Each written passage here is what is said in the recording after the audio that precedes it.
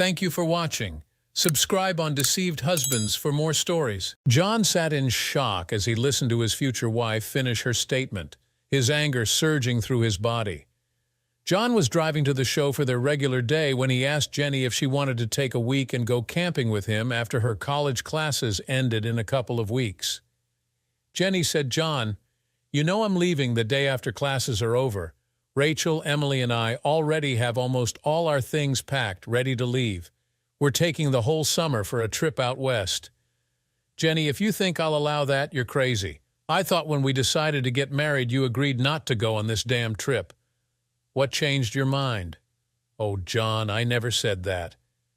You know we've been planning on taking this trip ever since we started college. We have been saving every cent we could to pay for it, but we will still have to work some on the trip unless we can find someone to help pay our way. Do you know how hard it was to cut costs and overstate our expenses so our parents would give us more money to save for the trip? How could you even think for a minute I would miss out on the trip of a lifetime, Jenny? I know how those two friends of yours get when they get away from home. I also know how they find someone to help them pay expenses they can't cover themselves. When they get a drink or two in them, their heels get round and they fall onto their backs in the dying cockroach position. Hell, I have nightmares of seeing them in different positions after one of your girls' nights out. I don't want you to even go out alone with them here, and I sure don't want you to spend the summer with them 247. You scum sucker. Those are my best friends. I will not allow you to talk about them like that. I am sorry, honey, but it's a done deal. You knew when we started dating I planned to take this trip. Nothing has changed. You go off on your short reserve trips and I trust you. What's the difference here? Jenny, you know what the difference is. I am a citizen soldier. I go to training and on to active duty if and when I am called up. It is part of my job. When I'm there, I work mostly. I don't have time to chase girls even if I had the desire. If you take this trip, we won't last. Even if you aren't planning to cheat on me, you will get drunk and slip, or those two will talk you into cheating. I promise you that will end us. I won't let you take off like that and expect to come back and find it like it is now. Is that what you want? Are you trying to break up with me? Oh no, honey, never. You're my main man, and will be even after this little trip is over. We'll go off and see the good old US of A. Then I'll come back to you and be your own personal woman for the rest of my life. Jenny, I had better be your only man. If you do this trip, you'll never be my woman again. I won't put up with you sleeping around and running around with those two. Oh, silly. Of course I'll be your woman. I told you I would come home and you'd be my main man. Now let it go. I don't want to talk about it anymore. The rest of the evening was a blur in John's mind. He knew he and Jenny went to the movies as they had planned, but he could not remember what the show was about or any of the rest of their conversation.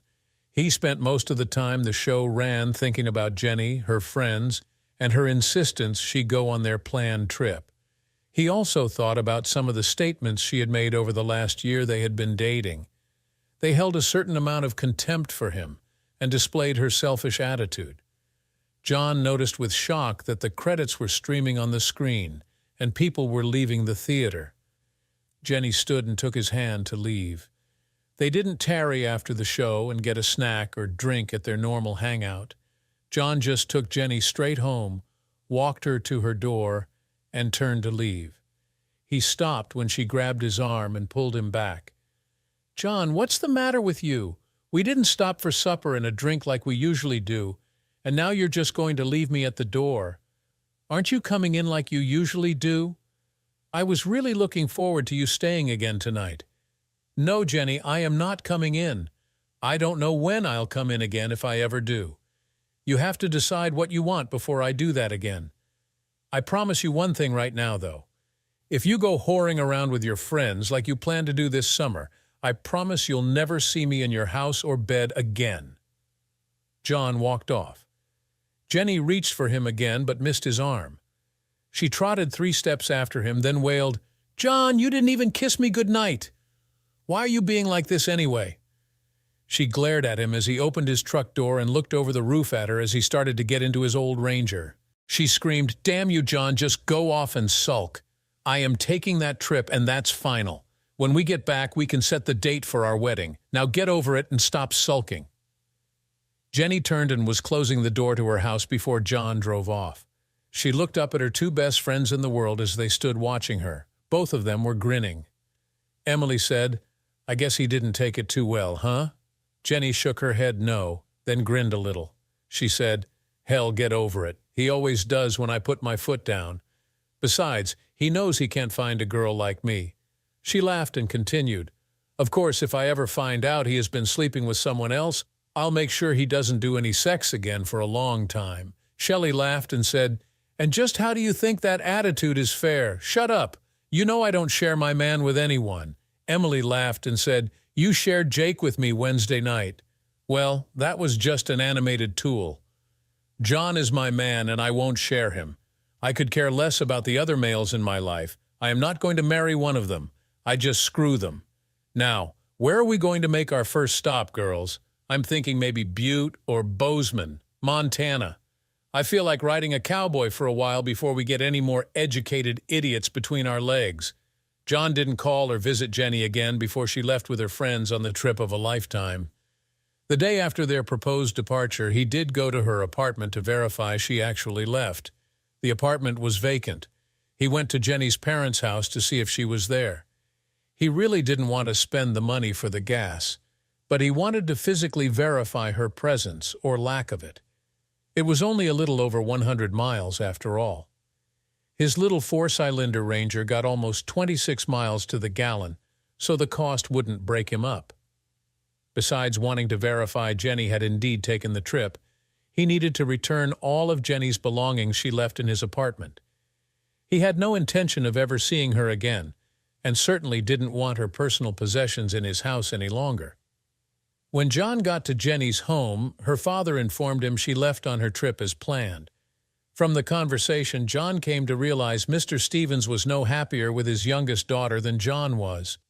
It took them maybe 15 minutes to move her belongings into the house and stack the boxes in her bedroom. John shook hands with her father and drove off, heading back to his lonely apartment. John was 2 years older than Jenny, but was a year behind her in college. He had just finished his associate's degree in construction management. He planned to obtain a bachelor's degree in project management, and after a few years' experience, form his own building construction firm. He was also a staff sergeant in a National Guard engineer company. Between his part-time jobs, the GI Bill, and his reserve pay, John had managed to get this far in college with no debt. He lived in a dump for sure, but he paid his own way. He had no close relatives and no savings, so it was pay as you go or pile up a large debt to pay for college. When his parents died, his father's construction company went bankrupt. All their savings and property were used to pay expenses from their auto accident. All John received from his father's side of the family was a small 80-acre piece of ground in the country. His grandparents left him the land when they died. There was no house on the land. There was a small older building a few pieces of ancient machinery were stored in. When he went to his farm, he camped in the machine shed or alongside a nice little stream in a cave. After he returned from Jenny's childhood home, John terminated his rental agreement on his small apartment. He took all his possessions to his farm and began camping there. He still attended his reserve meetings and did his 2-week summer camp. But other than that, he stayed on his little piece of ground. At first, he lay around, fished, swam, drank, and felt sorry for himself. The pity party lasted almost a week before his funk lifted and he began his exercise regimen once again. He was, after all, a staff sergeant in the reserves. He had to keep himself in shape before he could perform his duties properly. After 3 weeks lying around, John was bored. He walked out into the machine shed and looked at all the equipment. He knew the old tractor would start. He used it fairly often to bush hog brush and grass around the place. It was still early enough he could plow up some of the ground and put out a late crop of soybeans. He knew he would have to hire them combined, but what the heck? It would be something to do, and he might make a few extra dollars. John hooked up his plow and started toward the field. He had only made a few passes back and forth when one of the neighbors pulled up and stopped. The neighbor got out of his truck and stood watching John work. When John got close to him, he stopped his tractor and walked over to the neighbor. The man asked, "What you plowing for, John?" "Ah, hell, I was bored and got to remembering when Grandpa used to farm some. I thought I would maybe put in some soybeans. I can get a crop of them in and harvested this year, I think." "Yeah, boy, you can if you put out short-season beans. You can probably get a pretty good crop, but why you plowing? Hell, except for a garden, nobody plows much anymore. We mostly just spray and kill the grass and weeds, and no-till in the crops. Saves time and money. It also adds humus to the soil, protects from erosion, and helps hold moisture for the crops. No more than you are putting out here. I can loan you my machinery if you want. Of course, you break it. You got to pay to fix it." "Well, I don't know, Mr. Jeffers. I ain't no-till before. I wouldn't know how to do that." "Well, tall as some of these weeds are, you should probably bush hog first, then use Roundup to spray and kill the grass and weeds. After that, you just use my no-till drill, mostly like you would your old drill, and plant the beans. Get Roundup ready seed so you can spray again after they're up a little, and you're all set. You decide to do corn or wheat next year, you do it just the same." John thought about what Mr. Jeffers said the rest of the evening. It would sure save him a lot of time and fuel if he could do the no-till planting. He decided to give it a try. He had an old spray rig he thought he could get working. He knew his bush hog would work because he used it off and on during the warmer weather. Early the next morning, John began cutting the field with his small equipment. It took him 4 days to do the job, but he stuck with it. After he finished, he hooked up his disc and smoothed out the area he plowed, then went to the neighbors to see about borrowing his no-till planter. He had already purchased the seed for his crop. When John drove up to Mr. Jeffers' house, he found him working in his machine shed on a tall, heavy-built drill. John grinned and got out of his truck. He walked up to Mr. Jeffers and held his hand out to shake. He said, "Good morning, Mr. Jeffers. If you're still willing to loan me your no-till drill, I thought I would take you up on borrowing it. I want to no-till my beans this crop, and then I will check to see if it is better and cheaper for me to do that or put in a crop the old-fashioned way. Hell, I guarantee you it is lots easier and cheap to no-till, and I would appreciate it if you would call me by my name. It's Dan. Hell, you're all grown up now and a man in your own right. We're neighbors and I hope friends, so you don't need to call me Mr. Jeffers. Hell, I hear you're a sergeant in the reserves, too. You want me to call you Sergeant?" John said, "Hell no, I'm not a sergeant out here." "Well, I guess I am, but since you're not in the military, I'd rather you call me John. That's what I mean, boy. I'd rather be called Dan by my adult neighbors and friends. Now let's get this drill over to your place and get you started. I'll help you hook your tractor up to this drill here, and I'll tell you how to use it. I'll stick around a while and make sure you get started okay, too." Even with the late start, John only took part of 2 days to get the beans drilled. He made sure to clean up the drill for Dan and took it home. His next project was to find the money for fertilizer and get it spread on the field. Before he did that, he took several samples across the field. He took the dirt samples to the county agent for testing to see what mix of fertilizer and lime he needed to apply. To his relief, he didn't need to apply any lime and only a small amount of fertilizer. He bought the fertilizer at the local coop and used one of their spreaders to apply it to the field. After almost 2 weeks of long, hot days' work, John finally found time to sit in front of his cave and relax. He was pleased with his work and looked forward to harvesting a cash crop in the fall. He sat back and listened to the small stream running down the hillside beside his cave. He could hear cattle lowing in the background and machinery working in one of the neighbors' fields. John sat and relaxed, letting his mind wander while he listened to the peaceful sounds of his country home. John thought of Jenny. He wondered what Jenny was doing. He wondered if she was getting as much action as he suspected she was. That thought tore at his soul. He knew he would never know what she did on her trip unless she or one of her friends let it slip and word got out. He still wasn't sure what he would do when she returned. He was pretty sure they were over, but there was a slight chance they were not. He needed to think things through. His main problem was trust. He had seen the three of them when they were drinking and dancing. They were wild. A time or two he suspected Jenny would have let a man take her home if he hadn't been with them. She spent way too much time dancing and flirting with men, in his opinion. Some of the short tours and deployments John had been on had caused friction between him and Jenny also. Twice while he was deployed, John was told Jenny was seen out with men. She supposedly looked and acted as if she was on a date. His informants did tell him she was being way too friendly. During one deployment, a friend of his sent him a letter telling him of Jenny's adventures. He enclosed a pretty poor picture for him to see.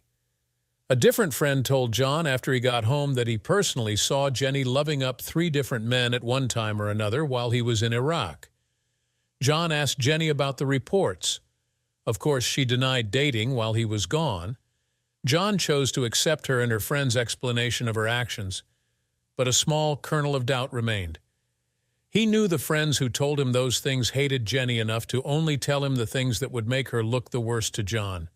Still, where there is smoke, there is fire. John was almost positive Jenny had at least done some heavy petting and flirting while he was gone. But hell, almost everyone flirted from time to time while they were out partying. After a 6-pack of his favorite beer, John came to a conclusion about his life with Jenny. He just plain didn't trust her any longer. He wasn't even sure he still loved her. He was fairly sure if he loved her, the hurt from what he perceived as her cheating and taking the trip would have been greater. John wasn't even sure he loved Jenny enough to marry her even if she hadn't taken the trip. He was almost positive she didn't love him. At least he was positive she didn't respect him. Her actions and cutting remarks proved that. John decided to move on. He would not search Jenny out when she returned. He had no intention of returning to any of their old haunts, so the likelihood of seeing her by accident was small. He had only brought her to his farm once, and he believed she would not be able to find him here even if she looked for him when she returned. If she looked him up, he would play their reunion by ear. She would have a tough battle on her hands to ever get back together with him, though. As the summer progressed, John continued to work around his little place. If he wasn't doing something for the reserves, he worked on his farm, or at least was on the farm. He turned a garage bay in his machine shed into a small workshop to work on his machinery. He plowed and planted a small garden to raise some of his food for the summer. Right now, he slept in the cave where it was cool. He knew he had to do something about the winter. If he went back to college, he needed to rent an apartment. If he didn't, he needed to figure out where he was going to live during the cold winter months. One day, John was once again thinking about school. He was tired of classes. He was happy here on his little farm and doing short tours for the reserves. He decided screw it. He was not returning to college in the fall. Then he began to think about living during the winter. He didn't want to go to town and try to find a place to rent. That would mean finding a job in town, and he really didn't want to do that. That, of course, meant he needed to figure out how to make a place tight enough he could spend the winter on his farm. John knew he could cobble something up in the machine shed, but he didn't like the location. He loved sleeping in his little cave. He was high enough above the stream, he didn't have to worry about floods, and he could see a beautiful view from in front of the cave. He decided to use some of the old concrete blocks and stones to make a wall across the front of the cave. He already had electricity in the cave. One of the first things he had done when his grandparents left him the farm was run lines the 150 feet from the machine shed to the cave, so he would have lights in the evenings. The opening of the cave under the bluff was only about 30 by 15 or 20 feet. The front was about 10 feet high.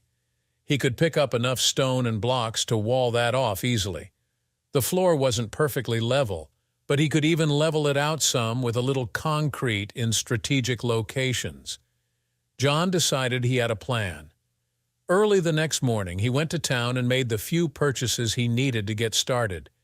He ordered some sand and gravel to make the concrete and mortar. He purchased and took home his cement and some of the building materials he would need immediately.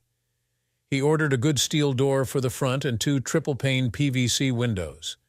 He also ordered some lumber and metal roofing to make a covered porch for his little cave home. John snorted to himself and admitted, "You really couldn't call this a true cave. It was more like a large overhanging bluff. It was only about 30 feet deep, and the back 6 or 8 feet you couldn't stand in." John planned to close off the rear of his home where the wall would be 6 feet tall. He would put another steel door into the back wall so he could access the part he closed off. He would use the rear for storage if he needed it. The next day, his building material was delivered by Home Depot. As soon as the truck left, John began getting ready to work. The first thing he did after laying out his proposed walls was hammer drill holes in the rock and place rebar. He formed up and poured concrete to level the area he would build his stone wall on in the cave floor. While that was setting up, John measured out and poured a stem wall for his little porch. He was lucky that the drop-off in front of the cave only required a wall 30 inches high at its highest point. After the concrete was dry enough to remove the forms, John hauled in river gravel to fill in under his porch floor. Then he mixed and poured the concrete for the 30 by 12-foot porch in front of his little cave home. All this work took him a week to complete. It would have taken even longer if he hadn't had a front-end loader on his small 45-horsepower tractor. The day John began mixing and pouring the concrete porch floor, his neighbor across the small stream began cutting the field for hay. When John rested, he would sit and watch the tractor go around and around. He had never seen anyone cut hay as fast as they were cutting. He couldn't recall ever seeing the man on the tractor either. He wondered if it was a custom operator or hired help. That afternoon, after the field was cut, the tractor drove to the stream and stopped just across from where John was working. The operator got off the tractor and limped toward the stream. As they walked, they took off their shirt. When beside the stream, the operator stopped and removed their shoes, then dropped their long pants. John stared in surprise. The tractor operator was a very pretty woman. She looked over at John for a moment, then moved into the stream and dunked herself in the small, deep hole. The deep part of the stream where the woman was trying to swim was not really large enough to swim in. It was maybe 12 feet across and 15 feet long. At its deepest point, it was chest-high and shallower from there. After she had gotten completely wet, the woman lay on her back and just floated in the cool water. John found himself watching instead of working. Finally, with a small shake of his head, John turned back to his work. For the next 30 minutes, John mixed concrete in his small electric mixer and poured it onto his new porch floor. He figured he needed 3 or 4 more mixers full, and he would be done for the day.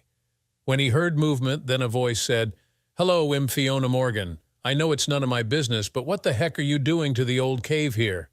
John said, "Nice to meet you. I'm John Mitchell. I've decided to turn the front part of the cave into my house.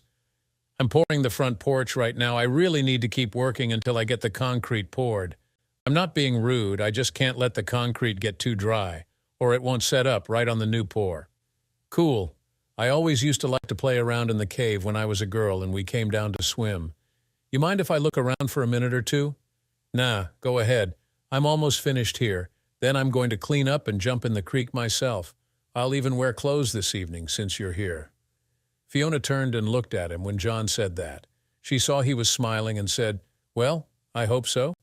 I'd hate to have to use my official U.S. Army combat training on you." "You're in the Army?" "I am a staff sergeant in the reserves. I've been in a little over 6 years now." "What's your MOS, military occupational specialty?" "I'm not in the Army now. I guess you noticed I don't walk like I should." "Sergeant Fiona Morgan, U.S. Army retired would be more accurate for me, I guess. I was a medic and got a little bunged up on a mission. They sewed me back together. But as you can see, I can't get around as well as I need to, so they put me out to pasture. Now I'm helping Dad and Mom on the farm while I try to decide what I want to do with the rest of my life. I never had much interest in college, and there aren't many jobs around here, so I am just helping the folks until I decide what to do. I may go on and get my EMT certificate and try to get on with the ambulance district. I sort of enjoyed being a medic. How about you? About the same as you, I guess. I already told you I'm a staff sergeant in the reserves. I've been on 2 deployments and I take all the short tours I can get. I plan to make the reserves my career. I got my AA degree at the junior college, but I don't want to go on. This 80 acres was Grandpa's and I inherited it from him when he died. I was lucky he lived longer than my dad. Everything Dad and Mom had went to pay their bills after they died in a car wreck. What you see is all I have in the world, and I'm fine with that. I plan to live here in my cave like a hermit, grow whatever I can on the farm, and take all the short tours I can get from the reserves, and then retire. That's it? Just you and your little piece of ground? Don't you ever plan to get married or anything? John laughed and said, "Well, I was planning on getting married and doing the old 9 to 5, but she decided she wanted to run around with her girlfriends instead of me, so we split. She's somewhere out west now, drinking and screwing around, I suppose. Yeah, it would be nice to have a woman, but it's not real high on my priorities right now. If I find one, then we'll have to see what I do later." John and Fiona visited for several more minutes. She even drank one of his beers with him before she sighed and said she had to get back home to help with the chores. Before she walked off, she said, "I'll see you around, I suppose, Sergeant. I hope you don't mind if I come by every so often and soak in the creek, do you?" "No, hell. Wouldn't matter if I did. It's your creek also. Your folks' land borders the south side of the creek, so you have as much right to swim in it as I do." John grinned and continued, "Besides, I like the view when you're washing off the dust. It might be a good thing if you made a little noise when you come down, though. I've been known to swim without anything on." Fiona turned and grinned at John. She looked him up and down and said, "I've been known to do that also, but that was years ago before I figured out all you men are just waiting to pounce on us poor defenseless naked women. I may just sneak up on you, though. I might enjoy the view." She laughed and said, "Catch you later, John." 2 days later, Fiona was back. This time she was raking the hay into windrows in preparation for baling it. After she completed that hot, dusty job, she once again drove down beside the small stream and stripped to a bathing suit. John had completed the short wall in the back of his cave by then and was working on the front wall. He had been watching her off and on as she worked. After he used the mortar he had prepared, he put his tools in a water bath and walked to the stream where Fiona was floating. John took off his shoes and waded out into the stream, carrying a pool noodle. When he was in the deepest part, he floated on the noodle and said, "Afternoon, Fiona. Mind if I join you for a while?" Fiona smiled and said, "Not at all. How's it going, John?" The two young people visited for several minutes. Then John decided he needed to return to work. He invited Fiona up for another beer before she left. Those 2 days seemed to set a precedent for the rest of the week. After Fiona finished her day's work in the field, she would meet John at the swimming hole and they would talk. After she finished her swim, she went to John's and had a beer or two with him and looked at the work he had accomplished while she had been gone. John's little home took shape rapidly. He had a 2-level floor inside the cave room. He even managed to pipe in water from the old well and set up a bathroom inside. He had a hell of a time breaking out enough rock to get the water lines and drain lines deep enough they would not freeze. But he was proud of his accomplishments when he was done. The room under the natural rock was 24 by 15 feet. His bed was in the far rear of the small room. He built a small kitchen area on one side of the front and a sitting area on the other. His bathroom was behind the kitchen area.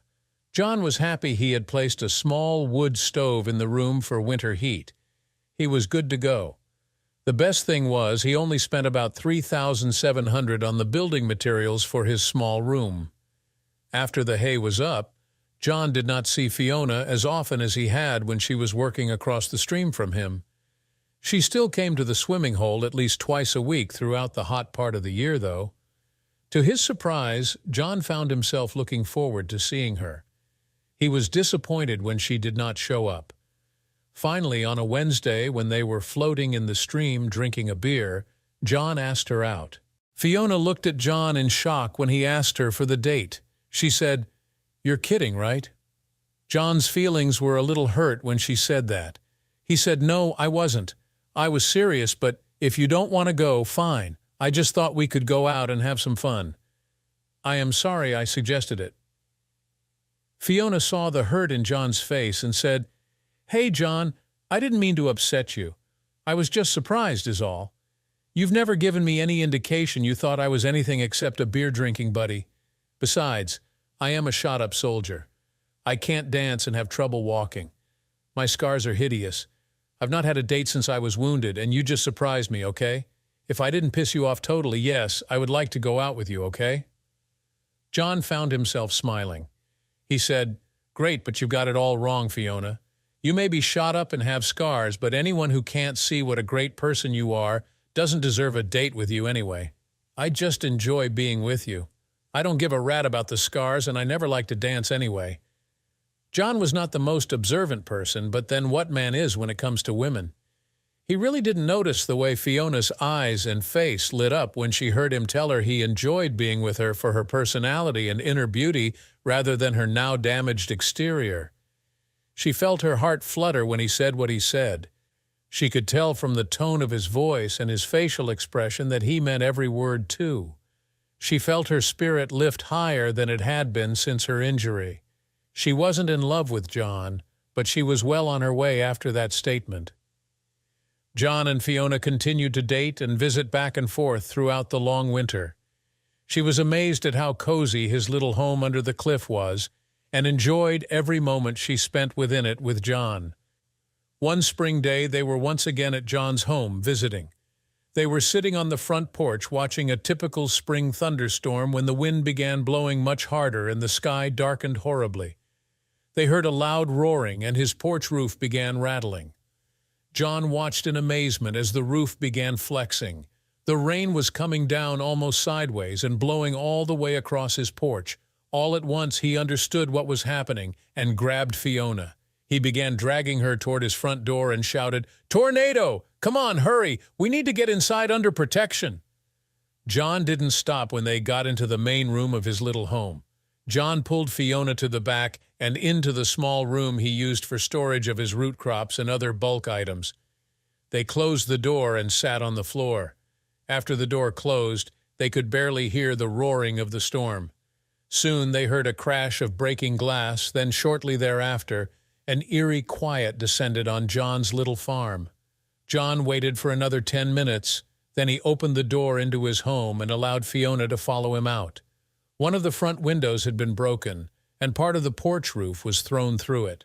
Rain and debris had blown into the room. His bed was damp, but not horribly wet. The porch roof was gone, torn away by the wind.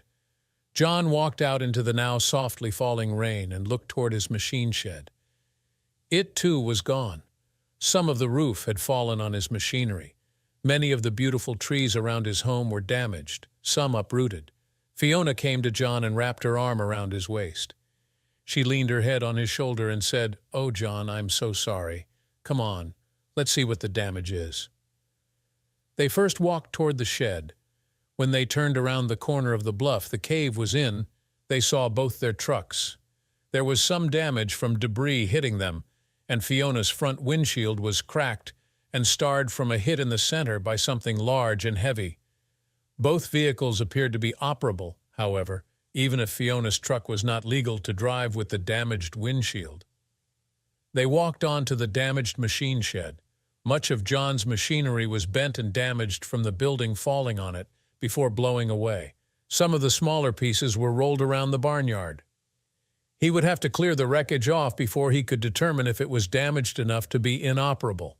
He also had a lot of trees to cut and storm damage to repair. It was obvious, however, that this had not been a terribly strong tornado. John's machine shed was blown down more than blown away. Sure, some of the metal siding and roofing was completely gone, but much of the building was lying on top of the machinery stored inside. Fiona and John walked up onto the top of the bluff over the cave home and observed the storm's path. Fiona gasped and grabbed John's arm. She hysterically said, "John, it looks like the storm hit our farm. The house and barns are all damaged. I have to get home and check on Mom and Dad." She took off running or hobbling as fast as she could toward her truck. John ran to catch up to her. When John got to Fiona, she was trying to get into her truck. He grabbed her and held her back. He said, "Wait, Fiona. You can hardly see out of your front window. Come on, let me get my chainsaw, some other tools, and a first aid kit, then we'll take my truck." John and Fiona rummaged around in his broken-down shed until they came up with a chainsaw, fuel and oil for it, as well as some ropes and chains, a comb-along, and a couple of heavy steel bars to pry with. They then drove out of his lane as fast as they safely could and turned toward Fiona's home. Twice they had to stop and cut trees from the road before they could proceed. Because they had to clear the road, it took them nearly 45 minutes to drive the 2 miles to her home. It would have been faster to go through the fields probably, except they would have had to cut one of the fences. When they arrived at Fiona's home, they saw the house and outbuildings were destroyed, like John's machine shed. However, the buildings were more blown down than blown away. Fiona ran frantically around, screaming for her parents. Finally, she and John heard a muted yell coming from within the wreckage of the house. John backed his truck as close as he could, and they began clearing wreckage from the area the noise was coming from. Fiona was crying as she frantically worked at the wreckage. There was a large tree lying over that corner of the house. After they got the tree cut away, John saw a broken-down cellar door, partly covering steps into the cellar underneath the house. The yelling was coming from the cellar. They finished clearing the door, and Fiona rushed down the stairs, screaming for her parents. John followed her carrying a flashlight. When he got to the bottom of the stairs, he saw Fiona hugging her father and mother. John walked up to Fiona and wrapped his arm around her waist to comfort her also. After the initial euphoria of finding each other safe, Fiona's father, Seth, began walking out of the cellar. When he got to the top of the stairs, he stopped and looked around his farm in shock. Fiona and her mother walked to each side of him and each wrapped an arm around his waist. John walked up beside them and stood in silence for a moment. After the three began slowly walking around surveying the damage, John followed Fiona. The rain was picking up once more, so he said, "Look, folks, it's getting dark and the rain is picking up again. Why don't we all go to my place for the night? We can decide what we need to do in the morning and get started on rebuilding. My place isn't the most fancy or comfortable for all of us, but at least it will be dry and warm. I will have to put something over the broken window, then we'll build a fire and get comfy." The next morning, Fiona and her mother prepared breakfast on John's small wood stove. While they ate their meal, the four friends discussed how to recover from the disaster. John insisted Fiona and her parents plan to stay with him until they could get something set up for themselves. After the meal, they split. Seth, Bridget, and Fiona returned to their place in Fiona's truck. John went to town to purchase replacement materials so he could replace the broken window and porch roof. He also turned his loss into his insurance agent. They promised to have an adjuster out in the next day or two. John was instructed not to begin work rebuilding until after the adjuster had been there. He was allowed to replace the window only because that would safeguard his home from further damage. John also mentioned the damage at the Morgan place. They also insured through the same agent, so he promised to have the adjuster visit them the same day. John returned home with his replacement window and spent the rest of the morning installing it. After that, he worked on his machine shed until he could get his tractor out. Some of the sheet metal was bent on the tractor, but it was otherwise undamaged. Now he was thankful he let the insurance agent talk him into getting a policy that covered his equipment as well as the machine shed and his little shack of a home. Just before dark, Fiona and her father came back to John's with a mattress, refrigerator, and some bedding and clothing for them all. They also had some preserved food in the truck. Bridget had taken the family truck to town to purchase some groceries. They had gotten a generator running and plugged the deep freeze in to keep their frozen food cold. John also got his generator out to run his electric appliances until the power company could restore service. News broadcasts indicated it would probably be later the next day before service would be restored in their area. The next 10 days were hectic. The insurance adjuster was there, and John was awarded $100,000 to rebuild his machine shed and 2 smaller outbuildings. He also was to receive $155,000 for the damage to his machinery and $7,500 for the damage to his small home. Much of the settlement was for labor to rebuild. Much of that would be pure profit for John, because he intended to do almost all the work himself. He decided with that kind of money coming to him, he would increase the size of his home to include the 12 by 30-foot porch. He would add a new porch surrounding the three sides of the building now. Doing the work himself, it would take more than the $7,500 he received for the damage to the house, but not much more. He would then use the cave portion of the home for a bedroom and the new addition for living, kitchen, and office space. He would even build a larger bathroom just inside the cave, with access from the new addition and his bedroom. John got busy digging the footings for his new porch 2 days after he got the promise on the amounts he would receive from the insurance adjuster. He used scrap materials from the blown-down buildings for the formwork. He had the concrete poured and was ready to begin the construction by the time he received his check for the damage. He explained to Fiona and her family what he planned to do, and they were all for it. John planned to bite the bullet and use concrete for the wall of his new house. Then he would put stone on the outside. He hated to spend the money, but he figured he had it now, and it would be worth it if he ever got hit by another tornado. It would also make it easier to heat and cool the house. Besides, the concrete would only cost about $2,500 if he did the work himself and bought ready-mix, so he could do it all in one pour. He had worked with concrete several times in the military and knew how to do it. He would have to rent the equipment, but that cost would be negligible. John had the concrete poured and was waiting for it to cure enough to remove the forms and begin putting the roof on his new addition when his plans went awry. He received that all-too-familiar phone call from his reserve unit. Once again, his unit was being called to active duty for service in Iraq. He would be gone for a year once more. While he liked the money this would bring him, he really hated the fact he would have to leave his farm in the shape it was in. When John told Fiona and her parents that evening that he was being called to active duty once more, Fiona said, "Oh, crap." She then rushed to him for a hug. John rapidly told the three Morgans that they were more than welcome to continue living in his home until such time as they had their own house rebuilt. They had completed the cleanup of their house site and were waiting on a company to come in and build a steel building on a pad that would then be turned into a new home for the family. While they waited, they were continuing to work the farm and clean up the damaged outbuildings. The night before John left, much to his surprise, Fiona came to his bed in the middle of the night. He woke when he felt her crawl into bed with him. She gave him a hot kiss and almost immediately grabbed him. He pushed her back slightly and said, "Fiona, we can do this now. Your parents are sleeping over there and will hear us for sure." This would not be the first time John and Fiona made love, and he was sure her parents knew they were intimate, but it still bothered John when he thought about doing the deed almost in their faces. Fiona, on the other hand, would not be dissuaded. She gave John a soul-searing kiss and hissed, "I don't care. Mother knows we are lovers, and I am sure Daddy does too. I want to spend one more full night with you before you leave, and I intend to do it." With almost no foreplay, Fiona pulled John and straddled him. They tried to be as quiet as they could, but when Fiona climaxed, she made enough noise both her parents surely heard.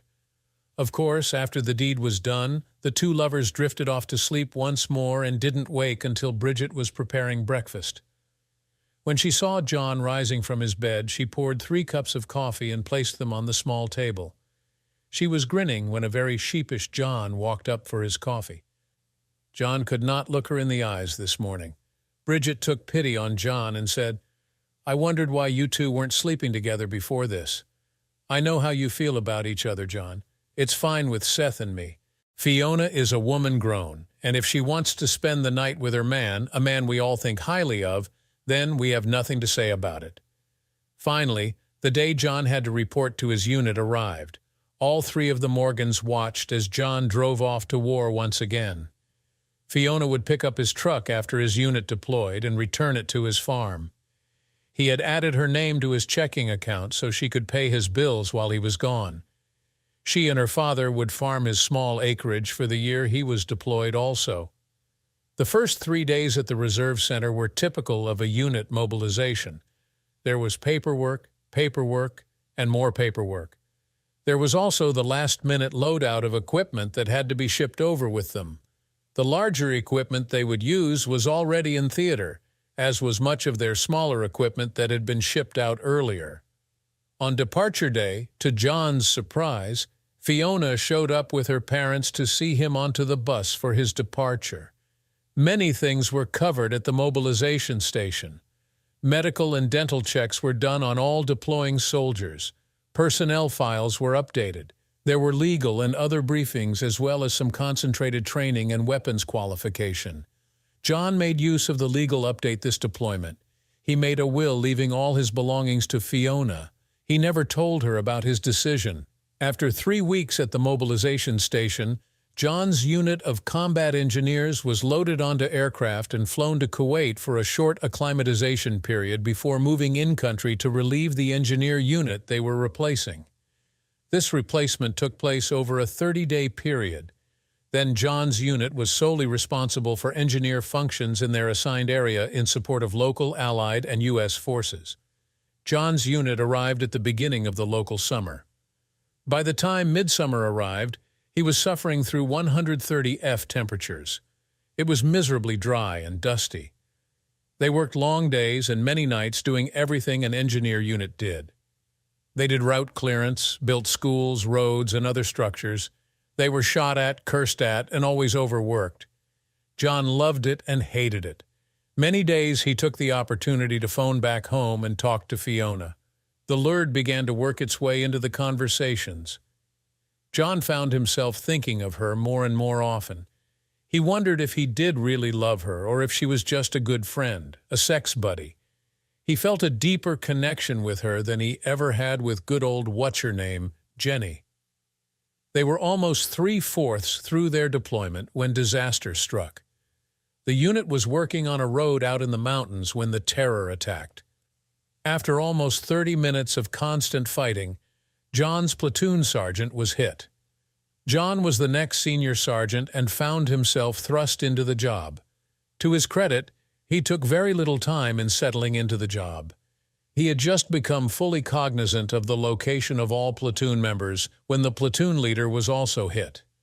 Now John was in charge of what remained of an engineer platoon fighting for their lives. John saw a decrease in the level of fire in one sector he was responsible for and led an attack on the positions of the terrorists. He and 13 of his remaining soldiers moved into the breach and began working down the line of the attackers. The support requested when the contact report was sent finally arrived. The attack helicopters concentrated their fire in support of John and his men. Within 10 minutes of John's counterattack, the terrorists were routed and began withdrawing in defeat. By the time the reinforcements and relief force arrived, all that was left was the mopping up and treating of wounded before evacuation. John was left in the position of platoon sergeant after this action. He turned out to be not only gifted and highly competent in combat, but a superb platoon sergeant in the other aspects of his job. By the time he returned home, he had been promoted to platoon sergeant E7. He was awarded the Bronze Star for his leadership during the terrorist attack. Finally, the day all deployed reservists longed for arrived. They were replaced and returned to the United States, where their unit was demobilized for return to home station. As has become normal in many towns when their National Guard or Reserve unit returns from deployment, John's unit was met by throngs of happy friends and family when the plane landed. To John's surprise, Fiona threw herself into his arms when he made his way into the crowd, hoping to find his truck waiting for him so he could return to his small farm and relaxing surroundings. John almost fell when Fiona launched herself into his arms. She wrapped her legs around his hips and her arms around his chest and locked her lips onto his. "Oh, John, I've missed you so much."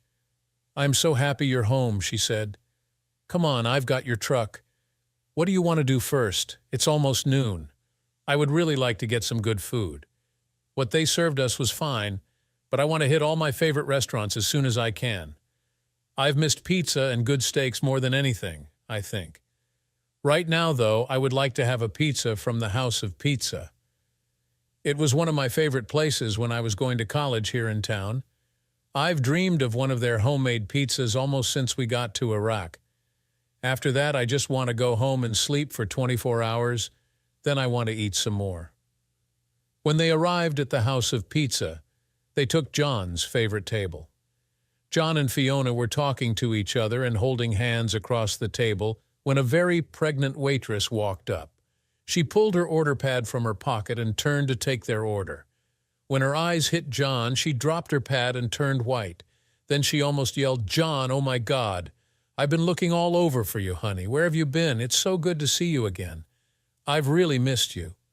She leaned down and tried to hug and kiss John. John looked up and saw Jenny. He jumped back to avoid her attempted hug. It had been over 2 years since they broke up, and she was the last person he was thinking about. He said, "Hello, Jenny."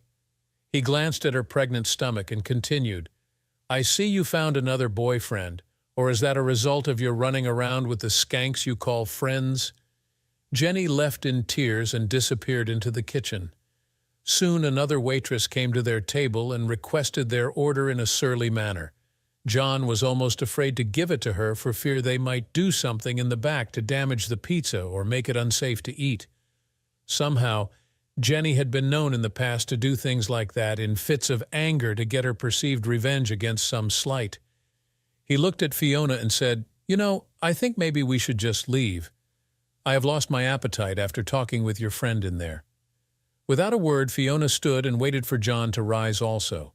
She stepped to him and gave him a kiss, then said, "Honey, I have to use the restroom before we go. I'll just be a minute." The waitress glared at Fiona, then stomped back into the kitchen. John stood beside the front door waiting on Fiona.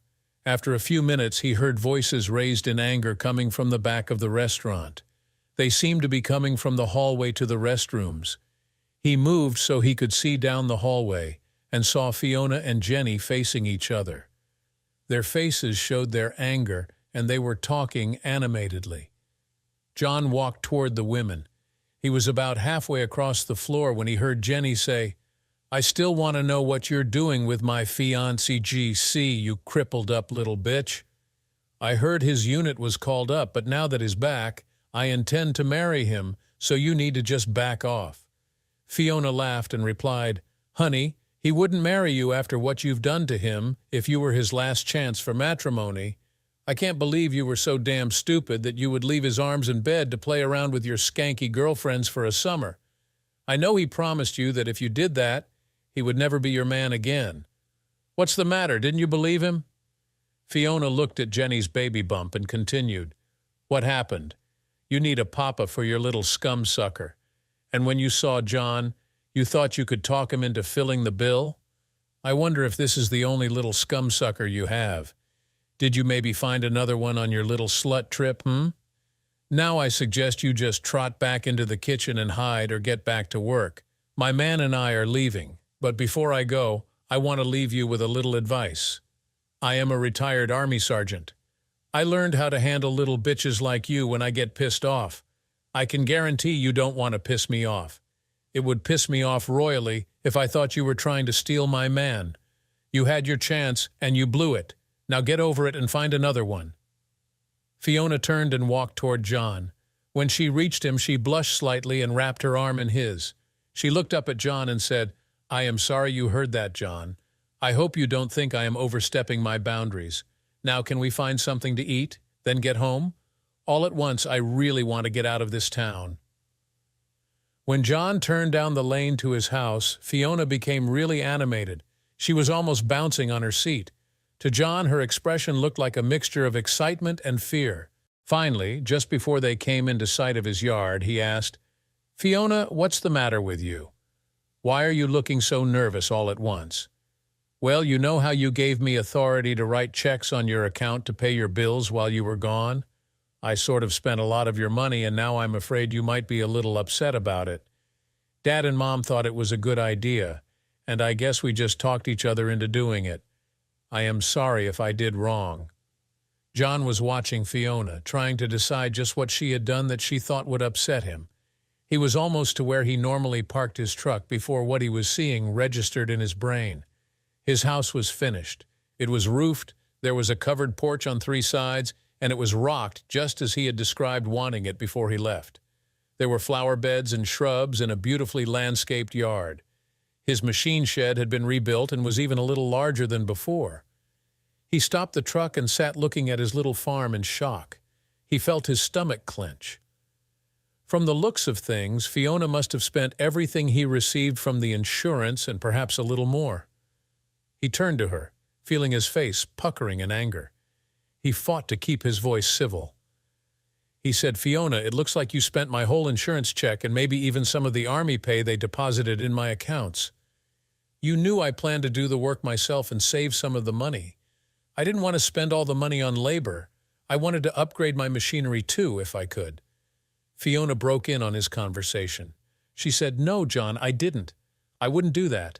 I did just what you said you intended to do. I tried to only do what you said you wanted for the house and the machine shed. I didn't pay a dime for labor. Everything here was done by Dad, Mom, and I, or free by some of our friends and neighbors. A lot of the neighbors pitched in to help our local hero. Come on, I want to show it to you. I know you'll like it. Please don't get pissed off until you see it." Fiona pushed John toward his truck door. After they were outside, she grabbed his hand and pulled him toward the house. She rushed to the door and waited for him to enter the room built on the slab that had been his first front porch. She walked to his desk and pulled his bank book from it. She handed it to him, then turned the computer on. When the computer was booted, she loaded Quicken and showed him a report of all the expenses for the rebuilding she had authorized. John was shocked at the balance shown in his accounts. Fiona had only spent about half what he estimated it would have cost to do the work himself. He sat on his desk chair and clicked his way through several accounts and pages of the reports. He turned to Fiona and said, "How did you do that? You only spent a little over half what I thought materials would cost to finish the job."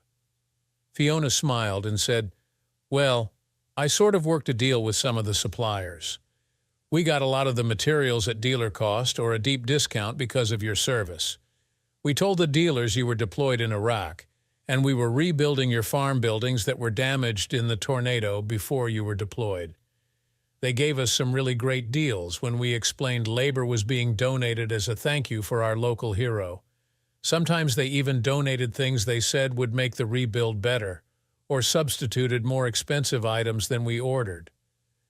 Fiona looked at a shocked John and held her hand out to him. She continued, "Come on, honey. I want you to see the machine shed and shop we built for you, too." Then I promised Mom and Dad we would come to their house for supper. John followed Fiona around his yard and machine shed in shock. It was exactly as he had described it when telling her about his plans. In some cases, it was even better. Fiona and her crew even installed compressed air lines to several strategic places in the shed. There was a pit in the floor so he could get under machinery to work if he needed to. The pit was capable of being covered for safety if not in use. After they finished in the new machine shed, Fiona led John outside and pointed out the fact they even cleaned up the damaged trees from the tornado. She showed him a new shed built behind his house where all the firewood had been stored out of the weather.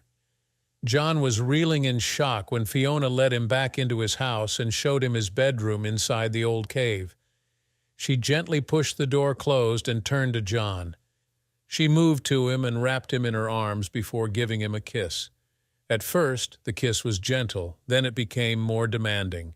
John felt Fiona's tongue moving into his mouth.